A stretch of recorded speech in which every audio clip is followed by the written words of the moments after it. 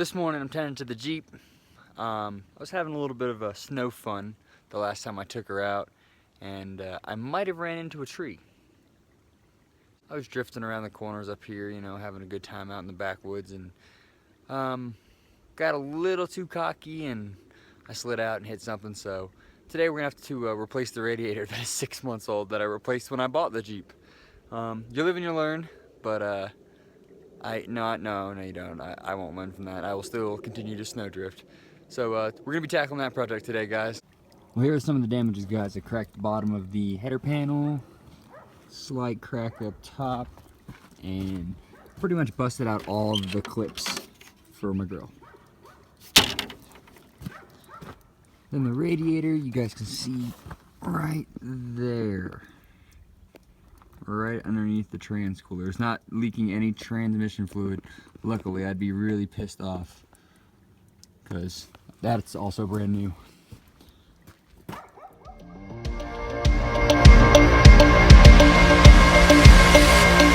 Wanna be all saints, trying hard to be someone else. All we want is please, giving no time to breathe. This is our identity.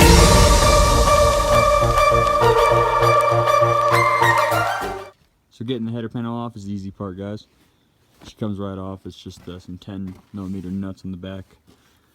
On these tabs here, you've got 2 studs on the fender. You just take them off. Unplug your headlights and accessories. If you've got a bumper cap and a fender liner, the whole 9 yards is a little more difficult, but slides off pretty easily this way. To get to the radiator, guys, I'm just going to pull these bolts out on either side. Unbolt the cross member from the radiator. Pull it all out, disconnect everything, drain the radiator, and then I'll disconnect the hoses, pull it out, and we will go from there.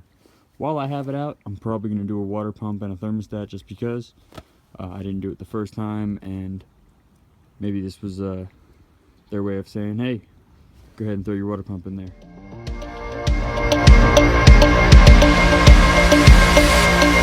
Wanna be all saints, trying hard to be someone else. After pulling off the cross member here, you guys can see my electric fan was obviously smashed into pieces. I didn't even notice that when I was driving it back home. I guess it must have smashed up the motor and never came on. I never even really paid attention. She's been sitting since I've ran into that tree. Just grabbed a couple pieces of firewood up and down the yard, but other than that, she's just been sitting here. So guys, as you can see, I got everything out. The radiator's out. Show you guys the damage here. There you go, just enough to leak out some coolant. And when I pulled the drain plug, nothing came out. So I'm not surprised. I hit it up in the mountains, and it pissed out a lot of the coolant on the way home, and luckily it was cold enough where it didn't overheat. It stayed cool just enough for me to park her, and I guess with me getting some firewood and stuff with it, I ran it dry. So it is time for me to go ahead and see if I can get a new radiator, and I'm gonna have to go down to the junkyard to pull out a fan. So I'm gonna go down to the part shop and see what we can do. Alright guys, we're back from the parts house. As you guys can see, the new radiator here. Also got a new water pump and the thermostat. I've already started pulling off the mounts and stuff. I've just got to bolt it down, and I'm going to go ahead and pull everything out of here. I've already pulled the power steering bracket off, and just got to pull the whole water pump off and then fight this guy, biggest pain in the ass, and then from there I'll throw everything back together and she'll be good to go.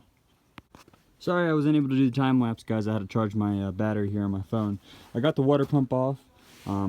Super simple. I've just got to go put this in the vise and get this metal hose off here and thread it into the new water pump, and I'll be set. I'm gonna throw the phone back on the charger, guys, and I'm gonna let it charge up so I can have a time lapse for this next clip.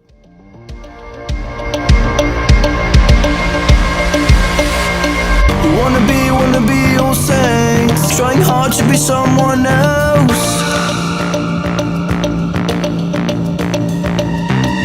All we want is please, giving no time to breathe.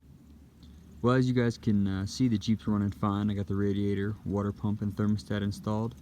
You guys can hear that little click in the background. That's because of my water pump pulley is just barely rubbing against the back of the water pump. So I might have damaged that also when I hit the tree during my snow drifting. Other than that, she's staying cool and she's running fine. So that's that, guys. I'm happy. Alright guys, well, she's all together. I'll go ahead and start her up for you.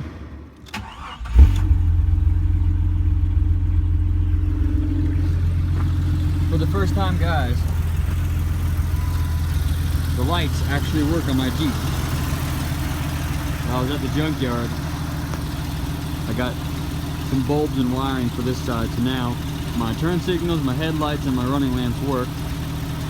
I got another new radiator, and you guys can hear that little clicking like I said earlier. It might be that pulley just bent just a little bit in one spot. If I spun it with my free hand, it would stop, it would spin and then stop and then spin. It would just kind of catch just a little bit. So if it continues to get worse, I'm going to take the pulley off and find one at the junkyard. Or worst case, just take my grinder to it and just grind down the back of it just a little bit so that it clears. Other than that, guys, she's running pretty good. So I think I'm going to be ordering a lift kit for her and trying to get that on in the next couple weeks because we have a Moab trip coming up. If you guys like the video, please let me know. Drop a comment, hit the like button, and also subscribe, guys. I really appreciate everybody checking out these videos and supporting the doghouse. You guys have a good one. Later.